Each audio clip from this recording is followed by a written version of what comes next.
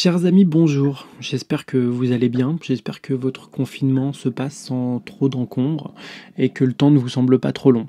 J'espère d'ailleurs que cette vidéo pourra le faire passer un peu plus rapidement qu'à l'accoutumée. J'aimerais vous demander, si vous le voulez bien, de m'aider à partager le travail que je fais sur cette chaîne. Si vous avez envie de partager ces vidéos sur les réseaux sociaux, si vous avez envie de liker, de vous abonner à cette page, je ne vous cache pas que ça m'aiderait énormément à la faire connaître, à la faire remonter dans les moteurs de recherche, etc. Donc voilà, n'hésitez surtout pas, je vous remercie d'avance et puis je vous souhaite une bonne écoute. J'ai rencontré Pierre alors qu'avec un groupe d'intéressés, je cherchais à organiser une cérémonie d'ayahuasca. C'était un type plutôt original, une sorte de John Lennon des forêts, cheveux longs, visage émacié qui ne faisait strictement pas ses 57 ans, et qui se définissait selon ses propres termes comme une sorte de folle cassos, ce qui n'a pas manqué de le rendre immédiatement sympathique à mes yeux. Il avait vraisemblablement une bonne connaissance des plantes médicinales et se proposait d'être l'accompagnateur de notre cérémonie. C'est un type assez diamétralement opposé aux chamans et autres accompagnateurs assez dirigistes que j'avais rencontrés jusqu'ici. Pierre n'avait avec nous que deux ambitions. La première était de nous faire travailler dans un premier temps à une méthode d'auto-questionnement appelée le travail de Cathy Byron, dont l'objectif était par une suite de questions et de contre-questions de dissoudre toutes sortes de blocages mentaux susceptibles de pourrir la vie d'une personne. La seconde était de nous assister lors d'une cérémonie d'ayahuasca. Du point de vue du travail de Cathy Byron, Pierre a estimé que notre séjour avait été catastrophique, puisque la plupart d'entre nous s'étaient montrés assez peu réceptifs à la pratique. Je ne m'étendrai pas trop sur la question vu que ça n'est pas l'objet de cette vidéo. Par contre, j'incite ceux qui pourraient être intéressés par cette méthode à faire leurs propres recherches, car il semble qu'elle est véritablement d'intéressantes vertus, en particulier pour ceux qui cherchent à sortir de leur routine mentale sans passer par des substances exogènes. Au sujet de son rôle de facilitateur, Pierre a été très clair. « Je suis là pour vous assister et vous proposer quelques-unes de mes connaissances, dit-il.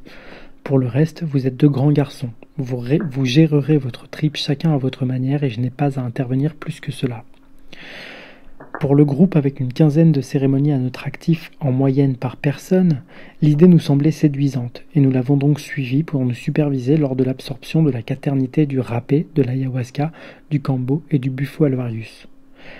Cette dernière substance, le bufo alvarius, dont j'ai déjà parlé sur cette chaîne, est l'un des psychédéliques les plus puissants connus. Il provoque un décollage immédiat, terrifiant et extrêmement court vers un plan de conscience proche du néant, celui qui correspond le mieux à ce qu'on appelle la mort de l'ego. Je ne l'ai pratiqué en réalité qu'une seule fois. Je considère de temps en temps l'idée de réitérer l'expérience, mais son intensité fait qu'à ce stade, même avec les désormais nombreuses expériences psychédéliques que j'ai à mon actif, je n'ai jamais repassé le cap. Et quelle ne fut pas ma surprise à ce moment-là de m'apercevoir que Pierre, ce facilitateur, la pratiquait jusqu'à une dizaine de fois par jour. Je n'en revenais pas, tant la chose me paraissait absolument impensable. En ce qui me concerne, la terrible expérience du bufo alvarius a nécessité un bon mois afin de me rétablir émotionnellement, et je pense être loin d'être le seul dans ce cas-là. La consommation de Pierre étant unique à ma connaissance, j'ai trouvé suffisamment intéressant de l'interroger à ce sujet. Confinement oblige, nous n'avons pas pu nous rencontrer. Ce que je m'apprête à vous décrire ici est la restitution d'une conversation téléphonique avec celui que j'appellerais l'homme aux 3000 bufo alvarius.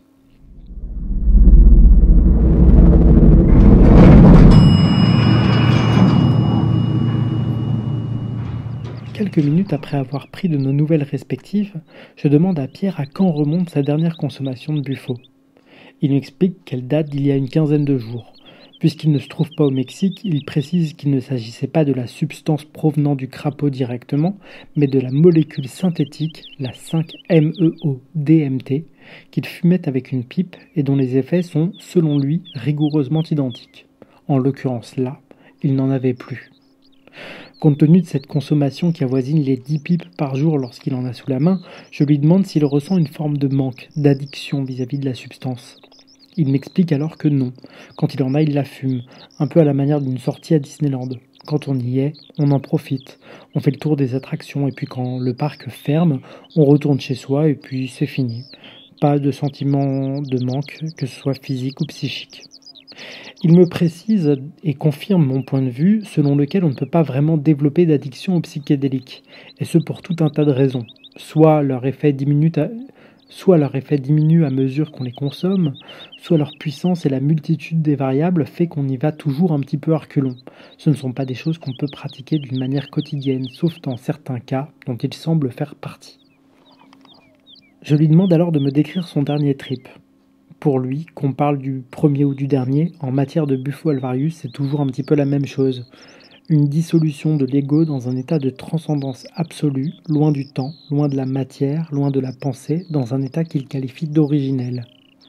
Avec le Bufo, dit-il, je m'ouvre à Dieu.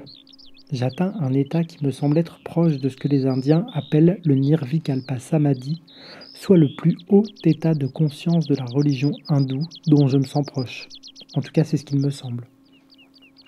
Ce qui est sympa avec Pierre et assez différent des expériences que j'ai eues avec d'autres chamans, facilitateurs ou administrateurs de psychédéliques en tout genre, c'est qu'il n'y a chez lui aucune forme de coercition. Il ne définit jamais son expérience comme une vérité absolue, il ne vous gave pas de ses croyances. Il relate, analyse, recoupe avec ses connaissances tout en gardant un regard critique, ouvert à la nuance et au questionnement. Rien n'est jamais immuable ni définitif. Et dans ce sens, c'est assez intéressant parce que le paradoxe des psychédéliques, c'est qu'ils ont d'une part cette capacité à broyer l'ego de leurs usagers pour leur permettre de faire une expérience de conscience inédite, mais par la suite, ces mêmes usagers reviennent avec des intentions qui s'apparentent à celles d'un messie ou d'un prophète qui cherche à tout prix à faire connaître son expérience à tout le monde, comme si la sienne valait mieux que celle des autres.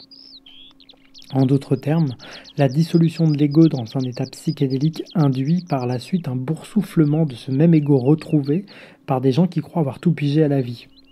Ce n'est clairement pas le cas de Pierre, toujours enclin au doute, au fait de reconnaître la totale subjectivité de son expérience, sans jamais essayer de la refourguer à qui que ce soit. Et pour m'être rendu coupable de ce que j'appelle le complexe de l'oracle, j'avoue que sa façon de voir les choses est pour le moins rafraîchissante. Lorsque je lui demande pourquoi, après tant de prises de Bufo, il y retourne toujours, il m'explique le plus simplement du monde qu'il aime ça. Il aime les visions, les prises de conscience et les déclics que ça lui apporte. Les 3 ou 4 premières prises sont effrayantes, m'explique-t-il. Mais si tu acceptes en ton fort intérieur de lâcher l'affaire, de laisser la substance t'emporter là où elle le souhaite, ça devient juste agréable. C'est à la fois beau et réconfortant. J'enchaîne alors sur les autres questions. Comment en est-il arrivé à faire la découverte du Bufo, entre autres médecines ?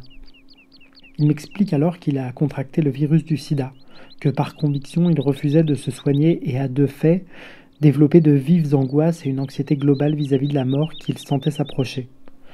Un jour, il a découvert que des centres pratiquaient l'administration de psychédéliques et il a donc décidé de faire l'expérience de la quaternité du râpé, de l'ayahuasca, du kambo et du Bufo. Ce dernier a, par sa capacité à le confronter à une forme d'immortalité, effacé en lui durablement toute angoisse de mort, et ce, dès la première prise, tout en précisant que ces angoisses n'ont pas complètement disparu de sa vie non plus.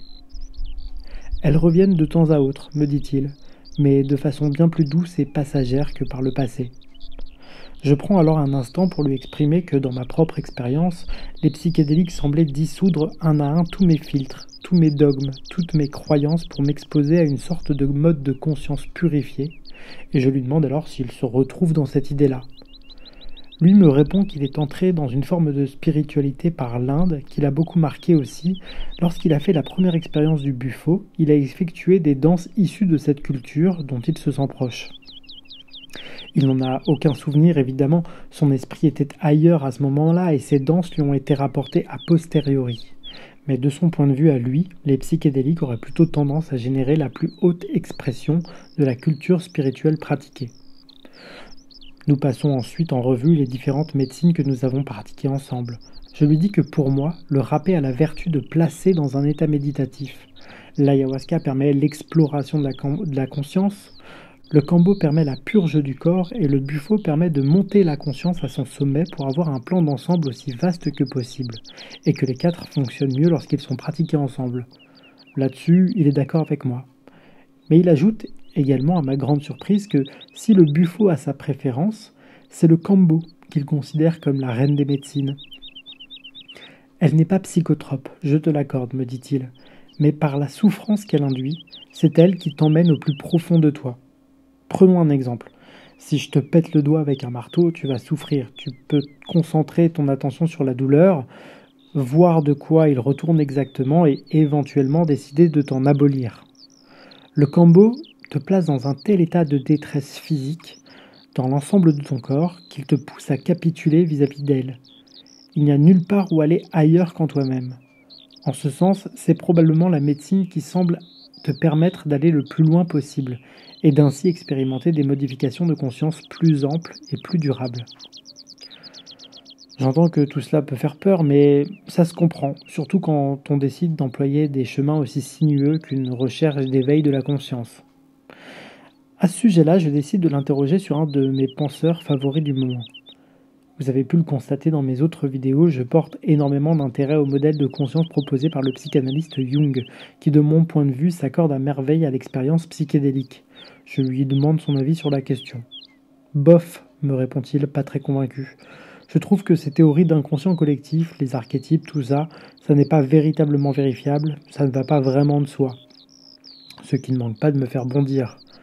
Je lui réponds, comment ça c'est pas vérifiable ? En ce qui me concerne, j'ai passé une nuit avec Aphrodite, lui dis-je en riant, et c'était incroyable, ça a redéfini mon rapport à la sexualité et à la libido d'une façon sans précédent. À ce moment-là, je lui fais référence à un trip dans lequel j'avais décidé d'explorer le concept de cette libido. Et cette dernière s'était manifestée à moi comme une divinité de la fécondité qui m'avait enseigné tour à tour la séduction, puis l'amour et la sexualité. Une perception que je ressentais comme une véritable rencontre avec l'un des archétypes décrits par Jung. Je lui dis, tu vois, cette divinité que j'ai rencontrée, pour moi c'est l'expression symbolique de la libido. Elle est issue des mécanismes chimiques du corps et s'exprime à travers l'imaginaire humain sous la forme d'une divinité, et on en retrouve un modèle dans à peu près toutes les civilisations. Si c'est le cas, si je l'ai expérimenté, c'est que d'une certaine façon ça doit exister. Ok, d'accord, me répond-il. Mais pour moi ça reste un point de vue, et pas un état de fait. Mais n'empêche, si tu veux qu'on cause psychanalyse, je t'avoue que je me retrouve plus chez Lacan, qui me semble bien plus facilement communicable que les concepts jungiens. Bref, je lui avoue que je ne connais pas Lacan, donc je n'ai pas grand-chose de plus à avancer. On décide donc de passer à autre chose. Je lui demande, dans la mesure où il propose un accès aux médecines psychédéliques, s'il se considère comme un facilitateur ou un chaman. Juste un facilitateur, me dit-il. Je donne à ceux qui le souhaitent les médecines que j'ai à ma disposition sans plus d'intervention qu'une surveillance de ma part pendant leur expérience. Je lui demande alors ce qu'il pense de ceux qui se considèrent comme étant des chamans. Il me répond « Ces gens-là prennent un pouvoir qui ne leur appartient pas. De mon expérience, ils s'emparent du trip des autres et le colorent de leurs propres intentions. C'est ce qui aboutit à une forme de gourouisation qu'on retrouve dans certains groupes, à commencer par ceux qui m'ont fait découvrir ces médecines. En cela, je leur suis reconnaissant de ça, mais pour le reste, en ce qui me concerne, c'est une boîte qui fait beaucoup de coercition et qui reste surtout pour moi une boîte qui fait du fric. Faut pas croire que les chamans sont sans ego, continue-t-il. Il y en a beaucoup qui aiment l'argent. Et c'est pour ça que ma préférence va plutôt vers les approches indiennes qui en sont moins imprégnées. Donc lorsque j'endosse le rôle de facilitateur, je renvoie l'autre à son propre pouvoir. Ce pouvoir, il est dans le fort intérieur de l'usager, certainement pas dans celui qui l'accompagne. Mon job, c'est juste de mettre en place une situation qui lui laisse la latitude nécessaire à lui permettre de trouver ce pouvoir. Nous abordons ensuite la question des désagréments ou regrets, les répercussions physiques ou psychiques induites par la consommation qu'il a du Buffo alvarius ou à défaut de sa molécule, la 5-MeO-DMT. Je n'ai pas de regrets, me dit-il. Pas de dégradation quelle qu'elle soit, en tout cas pas dans ma perception. J'ai juste le sentiment de ne pas pouvoir aller au-delà de 10 pipes par jour pendant une dizaine de jours. Au-delà, j'ai le pressentiment que ça affaiblirait trop mon corps et que je pourrais potentiellement en mourir. Mais autrement, les consommations de Buffo, surtout quand elles sont modérées, ne sont absolument pas un problème. En fait, c'est surtout chiant pour les autres. Parce que pendant l'expérience, on peut devenir très agité, voire violent, on peut pleurer, on peut hurler. Celui qui vit le truc ne s'en rend pas compte, parce qu'il est dans son monde, mais ceux qui l'encadrent peuvent passer un moment plutôt désagréable. Sans blague, lui dis-je, ayant été moi-même à l'assistance d'autres personnes. Mais toi, je sais que tu ne le fais pas systématiquement encadré, je t'ai vu fumer tout seul. Il me répond, je fume essentiellement seul. Mais bon, je suis un cas particulier. Je lui demande si le buffo a changé sa perception du monde de façon durable. Comme je te l'ai dit, me répond-il, il y a eu un changement dans ma conception de la mort. Le buffo m'a renvoyé à une forme d'immortalité, une sorte d'état suprême que je décrirais comme un état d'absorption totale, dénué de conscience individuelle. Oui, oui, je comprends, lui dis-je. Mais dans ta perception quotidienne, est-ce que tu vois des changements? Je dirais que les semaines qui suivent engendrent une perception du monde différente, notamment dans le contact avec tout ce qui est électrique par exemple. Je sens des sortes d'éclairs qui au bout de mes doigts si je m'approche d'un pavé tactile par exemple, mais c'est assez anecdotique. Et puis dans les jours qui suivent, je ne perds plus conscience dans mon état de sommeil profond. Mais tout cela reste un résidu de l'effet de la drogue qui finit immanquablement par passer. Je lui demande alors ce qu'il pense du statut légal de ces molécules, notamment en France. C'est très dommage que ce soit illégal, me dit-il. Mais c'est un fait, nos sociétés, notamment les sociétés occidentales, n'aiment pas les gens libres. Et le buffo a le pouvoir de libérer les gens, en restructurant l'esprit, le rapport à la mort, les hiérarchies sociales qui ne vont pas forcément dans l'intérêt de ceux qui en bénéficient dans la structure actuelle. C'est la raison majeure pour laquelle le buffo, comme les autres psychédéliques, sont illégaux, en tout cas pour moi. Sa réponse m'évoque alors l'hypothèse du singe enivré, popularisée par Terence McKenna, qui soutient que c'est l'expérience psychédélique qui, en des temps reculés, aurait fait descendre des arbres un certain groupe de singes qui répondront par la suite au terme d'humains, et qui a instigé en eux une conscience plus développée, qui les a amenés à construire par la suite des organisations sociales, des inventions en tout genre, inédites jusqu'ici dans le monde du vivant. Je suis assez surpris de voir qu'il ne connaît pas cette hypothèse, qui est assez célèbre parmi les psychonautes, mais aussi qu'il n'y souscrit pas vraiment. Ce qui est sûr, me répond-il, c'est que beaucoup d'espèces animales se défoncent, que ce soit en mangeant des champignons pour certaines, des fruits trop mûrs dont le sucre est devenu de l'alcool pour d'autres. Tout cela ouvre sur des plans de conscience nouveaux et à de nouvelles informations. Maintenant, est-ce que ça participe d'une évolution particulière? Franchement, je n'en sais rien. Peut-être que c'est vrai que l'homme a évolué, peut-être grâce ou à cause de ces substances, mais mon expérience de ces substances m'invite à me satisfaire du moment présent plutôt qu'à aller chercher à étendre mon pouvoir sur le monde. En ce qui me concerne, me dit-il, je suis peinard, je dois ma paix d'esprit au buffo et je ne vois pas l'intérêt d'aller inventer des trucs et des machins. Pourquoi est-ce que les psychédéliques m'encourageraient dans ce genre de choses, qui plus est, qui dégradent le plus souvent l'état naturel du monde? Ce qui est sûr, c'est qu'elles permettent de plonger dans l'inconscient. Et en cela, je les trouve intéressantes. Pour le reste, il marque une pause. Pour le reste, t'as qu'à dire que j'en sais rien, conclut-il dans un éclat de rire.